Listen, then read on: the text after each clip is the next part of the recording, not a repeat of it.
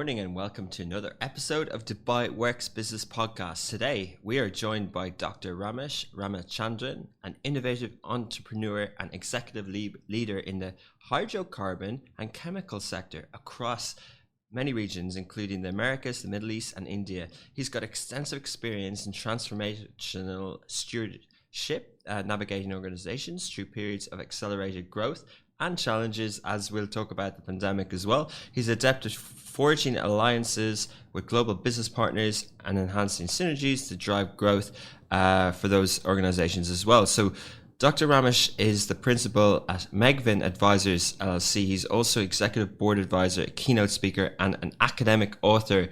So many things here. Can't wait to get stuck into this conversation. Today we'll be talking about the challenges and learnings of being a leader during difficult times, the impact of the pandemic on the oil and gas industry particularly, and we mentioned hydrocarbon as well, and what the future we're going to have as a big push towards sustainability. Good morning, Dr. Ramesh. A very good morning to you. Great to be here. And as we have identified, it is the morning where you are, very early in the morning. Absolutely. It is 3 o'clock in the morning here, but those are the perils of being a global executive these days, right? I mean, you have to be awake when the people need you. So that's part that comes with the territory. Yeah. So you mentioned you're in New Jersey, it's 3 a.m. and you've got a call at 4:30 a.m. Is this a regular occurrence? Is this something you've been dealing with for a while? Not as often as, to get it to a point of being unhealthy, I would say. So maybe 2 days a week, because the rest of the world is obviously either finishing up, if it is Asia or Australia. Europe is just kind of waking up at this time of the day. So America kind of plays catch up if you're in, if you're located here. Yeah. But it works as long as it's not a daily occurrence. It's not too bad. Yeah, and is that because of the global remit of what you do, or is it mainly to do with the pandemic? No, it's mainly because of the global remit. It's always been this way. When I was based in Dubai for about 6 to 7 years, and then in Kuwait for about 3 years, those are much nicer locations to be a global executive, because you kind of manage the time zones. It's a little easier to manage the time zones from those locations. But if you're a global executive based in the US, this early morning, you better be a morning person to survive, is the best way to Yeah, exactly. One of my friends who's based in New York spent some time here recently and found it very challenging the other way around as well. I think if it's a US Middle East, it's just not favorable. But if you have to, as you said, do it from Dubai for Asia or India as well, and sometimes the US, you can maybe manage. Very true. Very true. And so I covered a lot of things there, but how would you introduce your role at the moment? Yeah, right now I am an advisor to quite a few companies, but if you look at what has happened over the last 30 years that I've been in the industry, I would say the experience has covered the whole gamut as far as the world is concerned. Started off as your classic Indian immigrant, studied in India, then moved over to the US to finish my PhD in chemistry.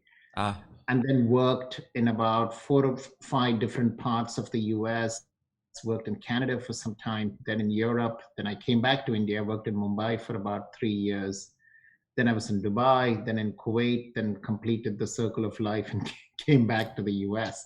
So just going through the world and seeing the different cultures and what their values are, and seeing what is common across these cultures in the world of leadership and growth, and seeing what is different in different parts of the world is what has made me what I am today.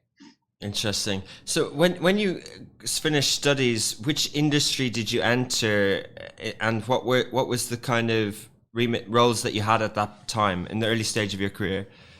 It's actually a amusing story when I reflect on it, because my undergrad was in engineering. It was actually in mechanical engineering. My master's and PhD were in surface and colloid chemistry, which is a completely different field, on small particles and soaps and cosmetics and stuff like that.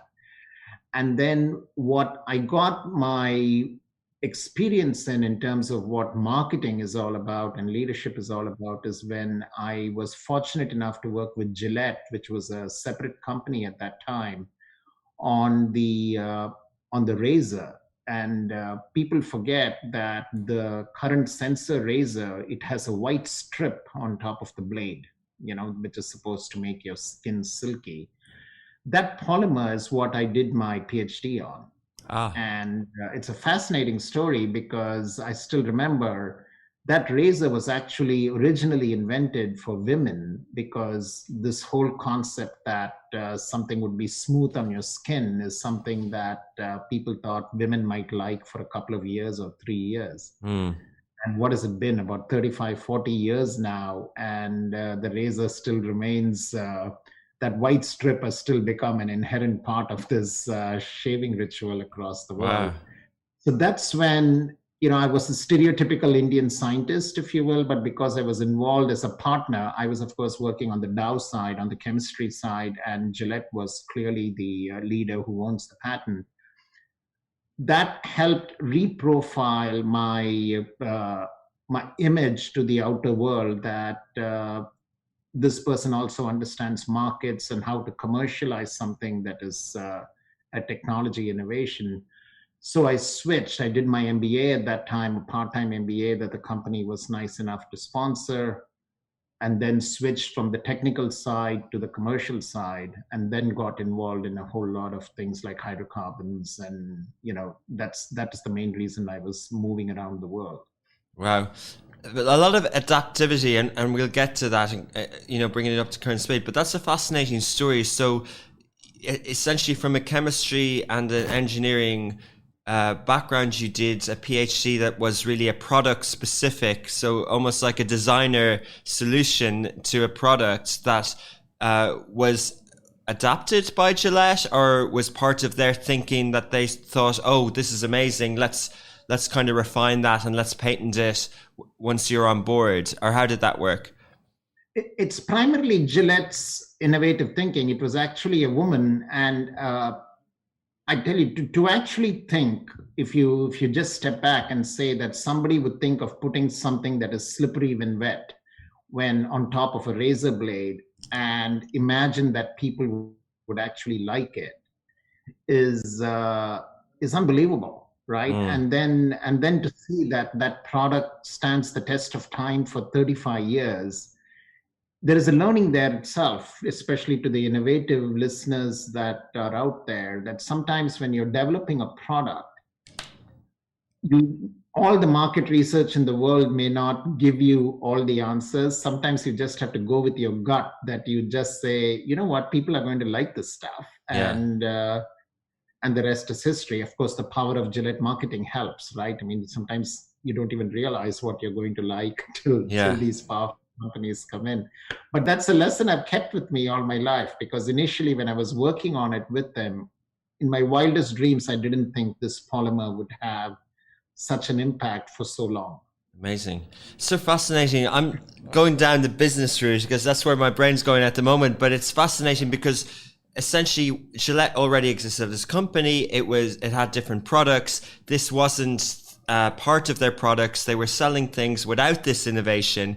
They add this innovation, which, you gave a kind of a timestamp on it, but a lot of us will know of this innovation in the last 15, 20 years because it just accelerated from that original piece. It accelerated, and from many angles there, I know all the campaign and marketing, the best the man can get, Gillette, and then the different blades, 3, and then Wilkinson Sword did Quattro 4, and then 5, and then everyone's doing it, and then P&G buy Gillette, and it's worth billions, and all not big. Well, I wouldn't say it's because of this blade, but because of this innovation. But there's so many good business lessons there in terms of innovate and adapt, and don't just kind of say, hey, we do razor blades, we'll help you shave. You can kind of improve as you go as well. Is that kind of what could you add to? Absolutely, very well put. Because look, from a business standpoint, if a product lasts forever, you cannot make money, right? I mean, you almost need planned obsolescence, as we call it. Like if that razor cartridge lasted a month, it's kind of hard to make money. Mm. So look at how well they managed to position it. They put a polymer on top of the blade, and when that white strip dissolves with contact with water over a period of, I don't know, 4 days, 5 days, whatever, you think that the blade is not working anymore because the polymer has disappeared, right? Mm. So from a consumer standpoint and business standpoint, if you want people to keep spending money and buying something constantly that you use, and especially in the world of cosmetics, this is a wonderful way to make sure that the product is actually recycled or thrown away or whatever, and then you buy another razor cartridge because the polymer is gone, right? Because you want the taste to feel good. And they're just masters at it. I take my hats off to them. Fascinating. So obviously what you're alluding to there is that the blade is still fine. It's just the little piece has worn out. Therefore our mind thinks it's... I think so. I couldn't speak to Gillette here, but Yeah. But the more cartridges you buy, the better for them, obviously. Yeah, definitely. But sorry to labor on this, but you mentioned it was patented. How come so many other companies can use a similar technique then? The patent expired. There is an expiration date of 15 years. So don't forget, the first patent was sometime in 87, if I remember right. So so now others have joined the bandwagon because everybody wants to put a strip now on top of the blade. Yeah. Because nobody buys a cartridge if it doesn't have a white strip. Yeah. Okay. I haven't had a PhD in chemistry and science on the podcast before, so I'm afraid I'm not going to be, asking the right questions, but can you tell us what would one normally study and what's the career path, the typical career path for someone in the STEM sector or in sciences and that sort of education? Yeah, look, chemistry often, you have to look at chemistry because it covers the whole gamut, right? I mean, on the medicine, anything that is a molecule, I mean, water is a chemical, right? I mean, your cotton is a chemical. You can pretty much anything that you use in the world today is actually a chemical. But depending on which part of the industry you are, it gets some more what I would call favorable turn, or it gets a term that is like poison. Snake venom is a chemical, but so is a painkiller, right? So if you're taking a painkiller, you say I'm in the medicine field or I'm in pharma, or so that's got a nice hue to it. If you're in cosmetics, Botox is a chemical, right? So that is so people are very happy to see how does a chemical react with skin. Yeah. But then so is cyanide, which kills people, and people are like, oh my God, I'm not putting any chemicals in my body. And people say that while they are drinking a green juice and drinking a lot of water, which are chemicals in their own right. Yeah. Right? So chemistry in itself, it depends on which part of chemistry you're involved in that allows you to decide for yourself what is it that you want to do with chemicals. Without it, obviously, you cannot survive. I mean, every innovation in the world involves some kind of chemistry, whether it's biochemistry, materials, medicine, oncology, chemotherapy. I mean, therapy itself is based on chemicals in a lot of different fields, but at the same time, there's a bad side to it. Like if you go down the field of pollution, environmental issues, and if you go down that track, then you want to figure out how to emit less chemicals to keep the world a safer place and a better place. So it covers the whole gamut. My focus was on water-based chemicals, so that's what my PhD was on. And that brings with it its own share of pluses and minuses in terms, because water is by far the most universal solvent in the world. So when you work on chemicals associated with water, there is a lot of value that you bring to the table there in terms of markets and growth and business and stuff like that. Okay, fascinating. I'm making notes because there's so many questions coming to mind as you speak. And I want to get back to the water. So to loosely understand, people in the oil and gas sector can have a career in chemistry, and you were involved somewhat there. We'll talk about that. And then obviously in pharma, so pharmaceuticals and all to do with the vaccines, there are scientists, there are chemists, there's pharmacy from a chemistry point of view with things like that, but then from the Gillette story and these sort of cosmetics but consumer products from P&G, from Unilever, many of these things, a friend of mine told me the other day he doesn't use toothpaste because it's got chemicals in it. He uses baking soda powder or something like that, and I was like, wow, didn't think of that. So there's lots of things there, and people, all these companies need to hire people who have those skills and university and training. Is that correct? That's absolutely true. And the more people who understand the world of chemicals, I think it is better for the world. Because one of the biggest misnomers that I try and explain when I go to high schools, and children want to know if they should pursue a career in the world of chemistry, because a lot of people are interested, is that people forget that nature is full of chemicals. But just because something is natural, don't assume that it doesn't have chemicals. Water is a chemical, hydrogen and oxygen. All your natural stuff that people drink or buy products with. Cotton, if you're wearing a cotton shirt, cotton has a chemical structure to it. And all natural products are have a chemical structure, and that's what I always tell the students. Snake venom is a natural product. It's a chemical, but that doesn't mean you drink it. And so is oil and gas. Oil and gas is something that you're blessed with, and it provides energy, and you need that to do anything you want in life. So, but chemical by itself has a certain taint, like you were talking about your friend not wanting to use toothpaste because it's a chemical. I can assure you, if he's using a neem stick or some other quote unquote natural product, that's a chemical too. Okay. But he feels that if something is made by human beings, it might be a bad chemical. But guess what? Look at these vaccines. They are probably, they're something that have obviously saved the world. Some of the best chemicals in the world, right? Because without them, who knows what the impact of this pandemic would have been. Yeah, fascinating. So, okay, can we try and make this a little bit of a tangible? Are there, like fats, are there good and bad fats? Are there good and bad chemicals? Is there any rule of thumb that listeners can take away of go, I'm going to stay away from that one and I'm going to steer towards this one? Not really. This is something that it's not as simple as, good chemicals versus bad chemicals. They obviously exist.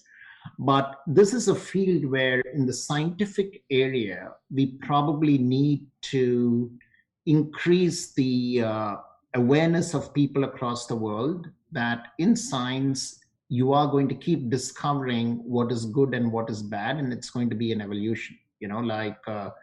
The earth was flat once upon a time, and then people realized it was a sphere. And this is something that's going to happen in science too, something that just like good fat and bad fat, remember the days where coconut oil and butter were the worst things in the world. Then out comes the keto diet and some other diet where fat is good for you. But science will evolve. But just because science is evolving, people shouldn't get cynical, because if data suggests that something that you thought was good is now bad, that's okay. We should feel comfortable saying, hey, this is what we thought. Now we realize that this is something good and it's not bad. And you adjust as you go forward. Like climate change, for example, there was a time where people didn't believe in it. Today, thankfully, the world has embraced climate change because of scientific data. So science inherently means evolution with new data, and not being afraid to say, 15 years ago, this is what I thought. Now I know this is not good for you. That's okay. The sad part is people get very cynical, saying you changed your mind, so everything you say is untrue. And that's the part that we probably need to come out of when we're looking at science and data. Fascinating. Yeah. So you kind of brought it up to the current status quo on chemicals and on people's decisions around products and organic and different choices. And what I'm getting from it is constantly evolution, and education and awareness is really important. Absolutely, because look at the trend today in the food industry, right? Organic, no pesticides, natural. There are sections there in places. where people feel that if they buy a product that has not had any pesticides at all, they are eating something that is extremely pure and they're going to stay away from it, the whole world of organic farming. But if you really look at, uh, if you are an organic farmer, or if you try growing something in your house and you absolutely don't put any pesticides in, the bugs could come and eat the vegetables, and nothing could grow. So if you extrapolate that to trying to feed the world with purely organic farming and the amount of water you have to consume, the amount of land you need in order to be able to feed the world, taking that approach, people are going to go hungry. Mm. So the science has to come into play, and chemistry education is the only way to make sure that people make rational judgments, once again based on data, and not get afraid when the data supports stuff that they believed in and then found out it's not to be true. That is going to continue to happen as we go along. Interesting, fascinating. Yeah, I think there's not one solution for everything when it comes to environment and science and the planet's well-being. There was a documentary on the TV that evening about fish farming in Dubai, and it was amazing, the science and the innovation, like really impressive entrepreneurs doing it, and they can simulate different oceans, Atlantic oceans, to grow the different fish, and obviously in a positive way that will not have pollution, it won't have plastic in the sea, lots of different benefits. But as you said, if that was the only solution to foods, then there might be other things to think about. Correct. Because look, what people want is they want to eat stuff that is pure. They want to go back to a time where there was nothing industrial in any part of what they consume or what they breathe, which is unfortunately a fantasy, because that level of population could be fed, clothed, and taken care of using that approach. But like it or not, we have 8 to 9 billion people out there in the world today. And if this entire planet needs to be fed, needs to be housed, and they all have aspirations, we got to figure out how are you going to do this in a sustainable way. But one of the challenges, of course, is we have to do this in a sustainable way, because you don't want to be eating fish that has got plastic in it and put that into your system, because that is going to wipe out a big portion of of the environment and and people as such. So we got to find balance, but going back to how we used to live 100 years ago is not the solution either, because productivity is an important part. Look at this conversation we are able to have with these technologies. But like it or not, these technologies that enable this conversation have an environmental impact. So we got to find that balance. Yeah, fascinating. So talking about how we used to live, and I personally have the paleo diet, the hunter-gatherer diet. What do you, personal question, Dr. Ramesh, but do you have a choice of diet, or do you change it, and how do you view this topic? See, I am what I call a fair weather vegetarian. I grew up vegetarian, obviously, because India is predominantly vegetarian. But then when I came to the US at the time, it was late 80s. It wasn't easy to be a vegetarian, because being one was very expensive, and I literally had absolutely no money. And the best deals for a full meal in a day in the US at that time was from the Burger King Whopper was 99 cents, and that kind of fed you. But it was anathema. I mean, like it was the ultimate what shall I say, violation of my religious upbringing, because I was eating a hamburger. So I prayed as hard as I could and told God, hey, look, I've got to feed myself, so make sure you don't punish me too hard. And I violated some of those codes. But today, I would say, thankfully, I am able to afford a pretty good, a vegetarian diet. Predominantly, I say 90% is vegetarian. And balance the time, because the big change now that I have embraced quite strongly, of course, is this whole concept of mindfulness and living in the moment and stuff like that, which has Mm, really become very popular. And that has really helped to be able to focus on how the human mind works. mm. And that introspection, I think, goes a long way these days in ensuring that you lead a balanced life. I mean, diet is an extremely important component of it, because how you eat, the timings you eat, and what you eat, I think, has an enormous impact on your mind.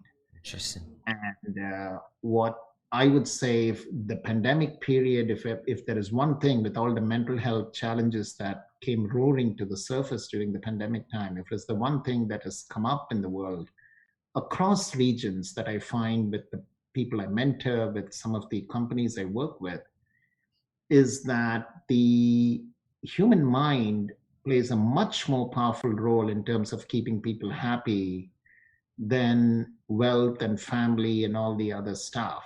And managing how human beings think is probably a direction where the world will go in the next few years, to make sure that people are content and happy. Interesting. Yeah, touching on leadership, and but as you talked about, we were talking about food consumption, but of course the mind and our different senses consume other things, and that's as important. Before we move on to this region and what your work here in the past, I wanted to just touch on water and chemicals.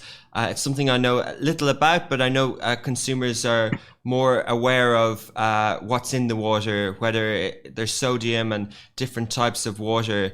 Can you just explain, water and chemicals and what we consume on the products from the shelf? Sure. Look, basic consumption of drinking water, that is, you take water that thankfully nature has blessed us with, in the springs, the natural water that you find in various places. Sometimes it is processed using this process called reverse osmosis, which essentially takes away all the bad stuff that might be in water. Thankfully, there are global specifications on how much chemicals water can have. And it's by far the most universal thing to have in your body, like the 6 or 7 glasses of water that people should be drinking every day. So, literally, if you look at water, it's to go a little nerdy on you, it's two molecules of hydrogen and one molecule of oxygen. H2O, yeah, It is the got that. universal H2O. It is the universal solvent that you should drink. And then comes the human mind, right? I mean, the water can get a little boring if all you're drinking is plain water. So people carbonate it. This is the uh, aqua con gas, sparkling versus still, if you will, which is nothing but a little bit of carbon dioxide in it, so that the bubbly feeling helps you. And then you slowly start bleeding into flavors. They add a little bit of sugar, they add some lime, and you will find people overreacting to it, saying, oh my God, there is flavor in the water, so it must be bad for me. I mean, that is a stretch. I mean, anything that helps you hydrate and keep and stay hydrated, especially in a region like Dubai in the Middle East, where things are really hot, I would say is a very helpful thing to do. And it is very unlikely that you'll come up with a scenario where drinking too much water causes problems. It is something that is always good for you. And if you have a choice between drinking any other kind of beverage versus water, even from a complexion, health, and so many other factors standpoint, water is probably the best thing to keep in your body. Okay, interesting. But in terms of it's good to have it explained that way and to know of what other products emerge. But in terms of people's choices, especially in the UAE and Dubai, there are many water brands. They're international, there's local, and there's lots of different labeling and packaging. People consume, obviously, in this climate, we consume probably more water in a day than others. Is there any general sort of advice that we should be curious about, we should be educating ourselves on? All the branded waters, I mean, I lived in Dubai for about 8 years. There is hardly any difference. Okay. I mean, we all know the famous green bottle of from France, it's something that has a French label to it or the Dutch label to it. Sometimes I'm amazed that people are willing to spend, the 50, 60 dirhams in a bottle of water. That is, that is pure, what shall I say, excessive luxury. But if it works for you, why not, right? Enjoy yourself. But the regular water that you get for 5 dirhams is equally good. There is absolutely nothing wrong with it. And so is the water that the municipality in Dubai supplies. I mean, because thankfully it's a system that tests the quality of water extremely well. So you cannot, you cannot get people to drink contaminated water, because that is one of the biggest fears when it comes to water, is that if the municipal system is not controlling the quality of water that you're drinking, that can create a very big problem.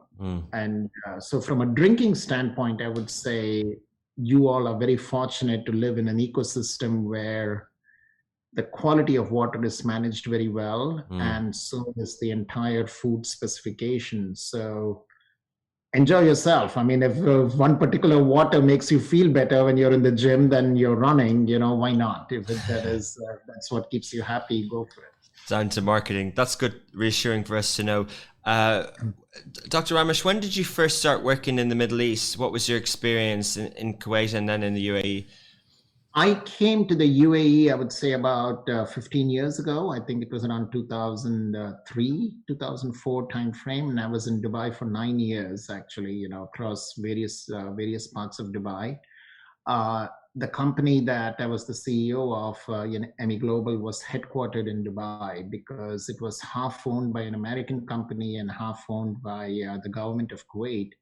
So we wanted a global location where we could, one, serve the globe and at the same time attract the talent that we needed, because we needed Asians, Europeans, Americans, and Middle Eastern, staffing. And by far, Dubai is the only place in the world that can offer that kind of a mix and also attract talent. I mean, you never had a challenge. If you recruited anywhere in the world and said you're going to be posted in Dubai, the interview could end right there if you had the right person. So I think that's even more the case now. Yeah. Okay. Yeah. What firm was that? What was the company? The firm was called ME Global. So Middle East Global was the pun on it, and the product that we were making in Canada, Kuwait, and in Germany was abbreviated as MEG. It's called monoethylene glycol, and it's the raw material that goes into making polyester fiber and these PET bottles where you get water from, right? So ME Global was a takeoff on that name. There was Middle East Global, located in the Middle East, and at the same time it had MEG in it, which was the abbreviation of the product that we were making. Now I'm putting the dots together. And your current firm is MEGVIN.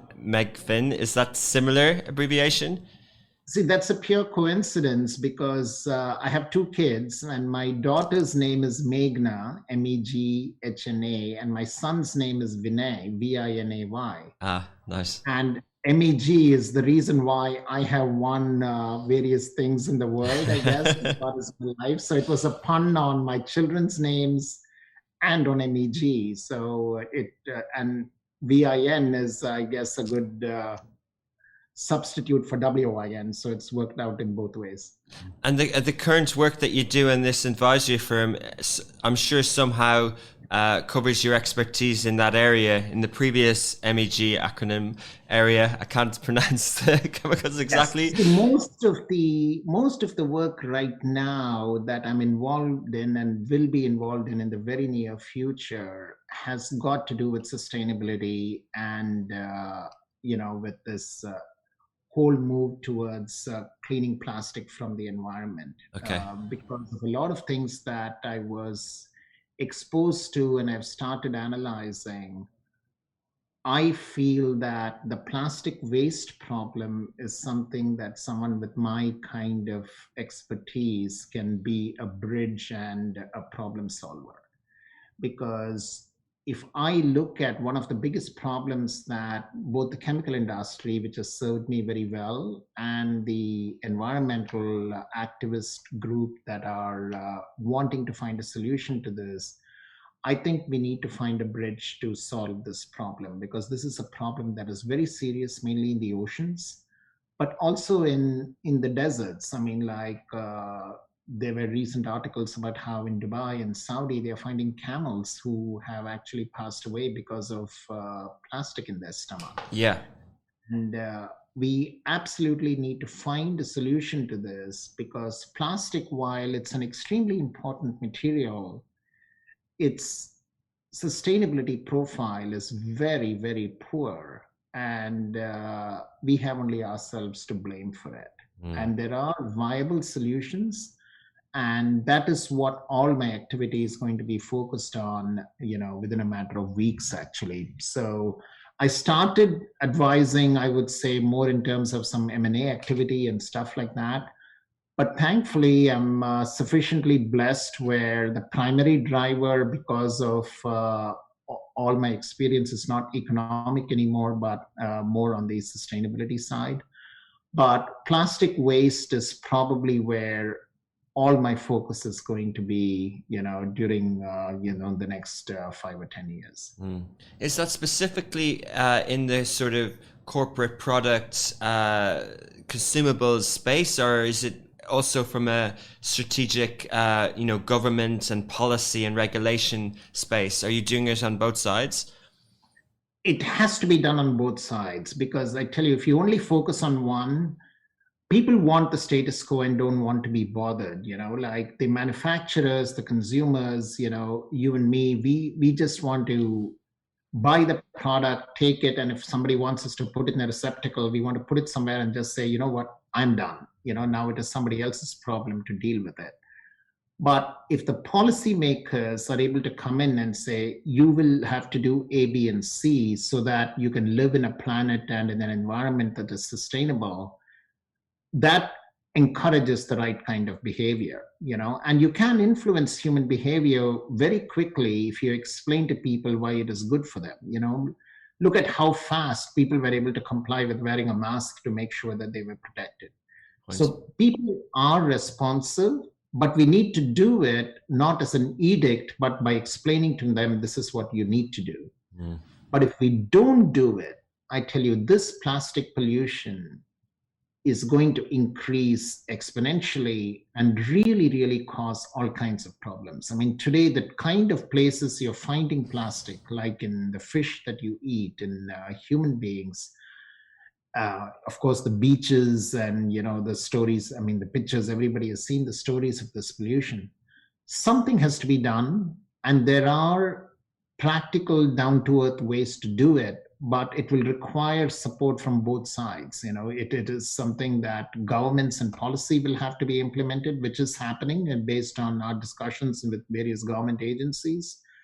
Industry has to be a part of the solution, and the consumer has to be a part of the solution. But we can't wait. It has to be done with an enormous sense of urgency. And that's where all my focus is going to be. Good to hear. Good to know.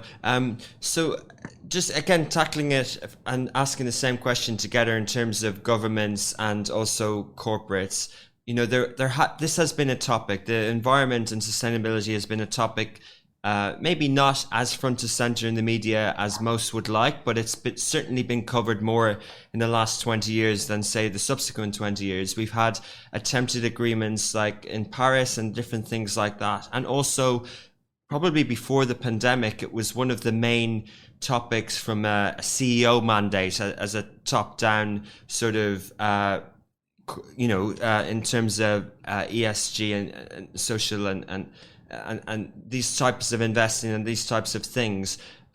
We know it's a big issue, but what is working in the last 20 years? What have you seen the data? What are the positive things? What are the things we should see hope in? What agreements in place if you can think of examples of governance that's positive for us, and also companies that are doing the right thing? Very good question. Look, two things are positive. Okay, companies are reducing their carbon footprint. There is no argument against it because everybody is reporting that they're consuming less energy than they were the previous year, producing more by consuming less energy, which is a good thing. But the world wants more. And the biggest impact that has happened in the last 3 to 4 weeks that I'm sure it was covered that shook up the world and people are still, it was an earthquake kind of a moment, was what happened with Exxon in 2 weeks ago.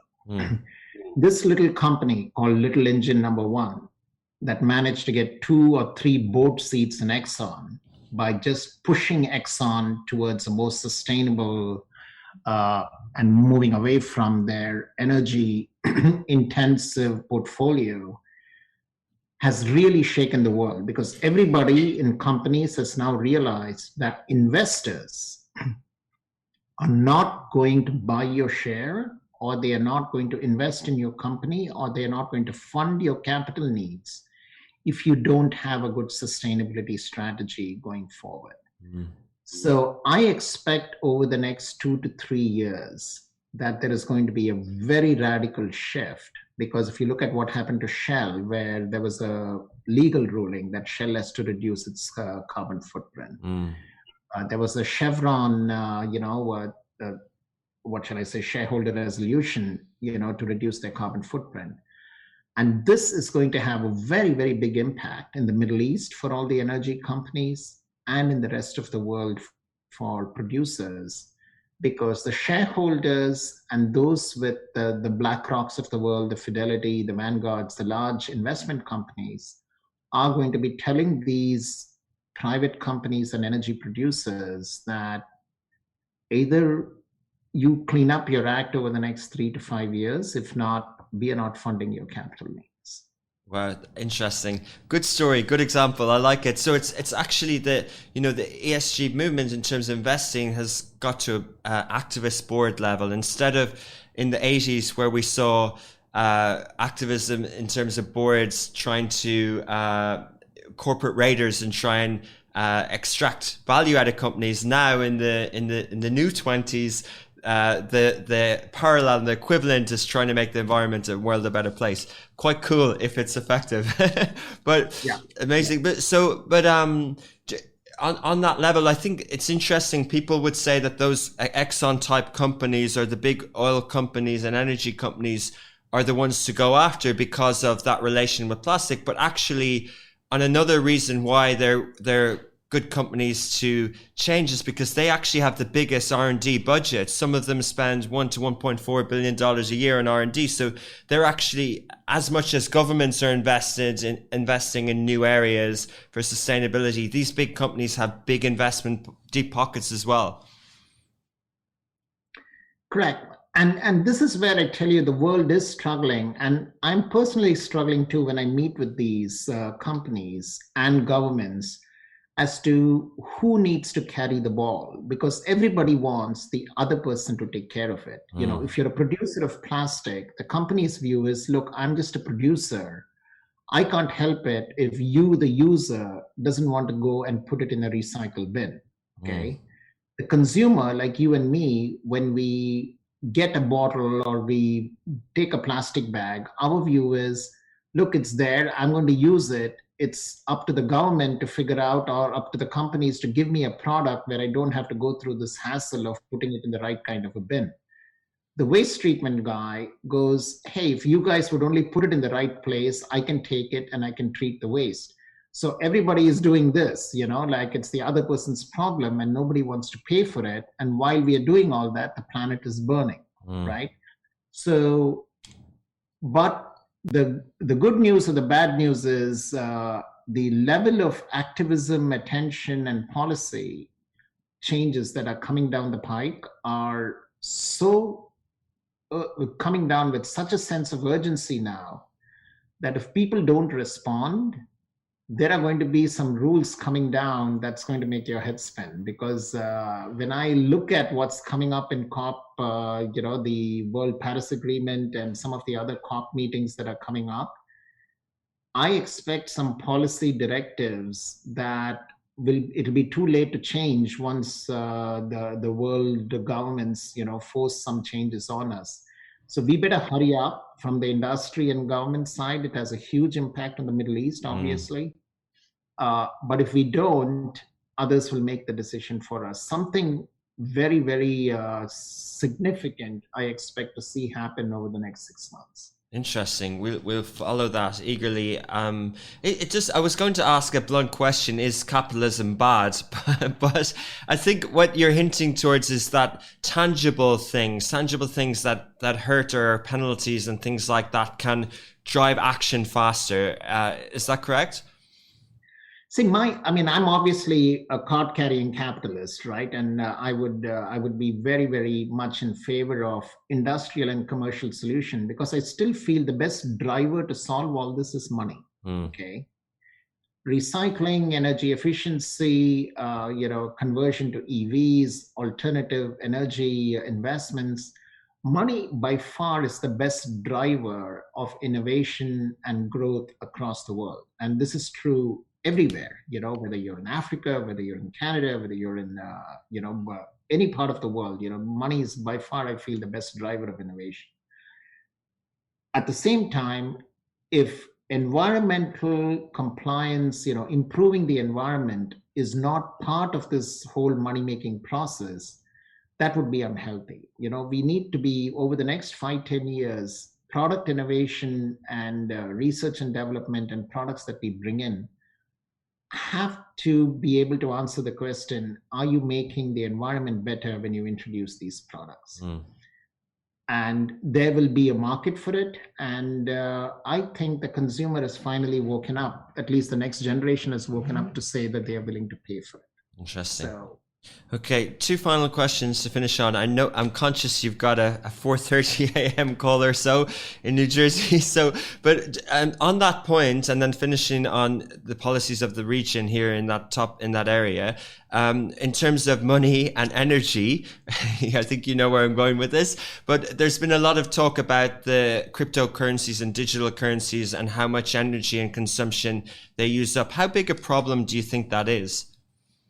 it is a huge problem. And I tell you, my view on it is, anytime you find an innovation that is creating a lot of buzz, with a lot of hype, I think you have to step back and ask the basic question, what is the problem you're trying to solve? Okay. And if people cannot answer that in the back of a postage stamp or to a 10-year-old, then you know that this is a trend that is not going to be sustained.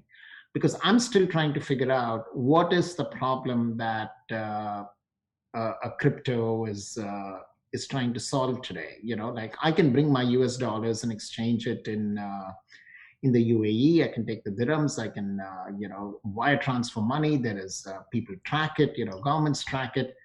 So this crypto that is supposed to make transfer of money completely opaque across the globe, is that alone a market that is that governments are going to allow to be changed? I have to say I'm a skeptic. Yeah, because I'm still trying to figure out what are you solving here. Good to hear a view from a skeptic. I'll reserve my opinion, but I might suggest that I think it's to do with speed of things. Anyway, we don't have to.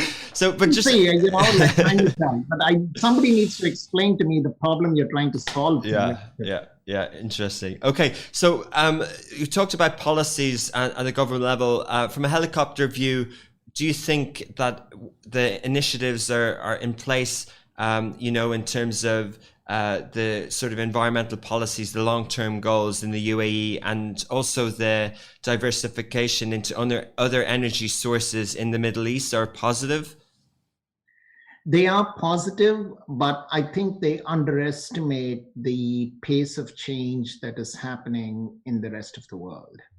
Because if the economies, UAE is an advantage. It's not completely dependent on oil. Like, Dubai is the Singapore model more, right? Your safety, entrepreneurship, innovation, and attracting the best in the world.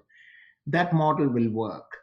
But countries that depend on, I don't know, 70-80% of their economy or GDP purely based on high oil prices, that's not going to work. The only question is how quickly is that going to fade, and can they pivot fast enough into a more diversified economy? Because this whole move of energy from transportation on electric vehicles, energy from green hydrogen, lower carbon footprint, that train has left the station and it's barreling out. Okay, I mean, the speed at which that change is occurring in the US, Europe, and all these large economies is unbelievable. I mean, it is just beyond anyone's scale of comprehension, the speed at which those changes are occurring. So if you're dependent on a product, like, the line that people always use is, the world came out of the Stone Age, not because we ran out of stones, right? I mean, it's innovation took us away. So the world will move away from oil and gas, not because there is not enough oil and gas, but because they innovate out into some other sources of energy. So we do have to pivot a lot faster. Yeah, brilliant. Good note to finish on. It's good that we have people like you helping that innovation in the Middle East. So thank you for your time, Dr. Ramesh. I particularly appreciate you joining us at this inconvenient hour. So really nice to speak to you and look forward to chatting to you again. That's it for another episode of Dubai Works. Thank you so much for listening, and please leave a review on the podcast platform that you're listening to. It really helps with organic searches. Also, if you'd like to appear on Dubai Works or know someone who has an inspiring business story in Dubai, please do get in touch on any of the smashy social platforms.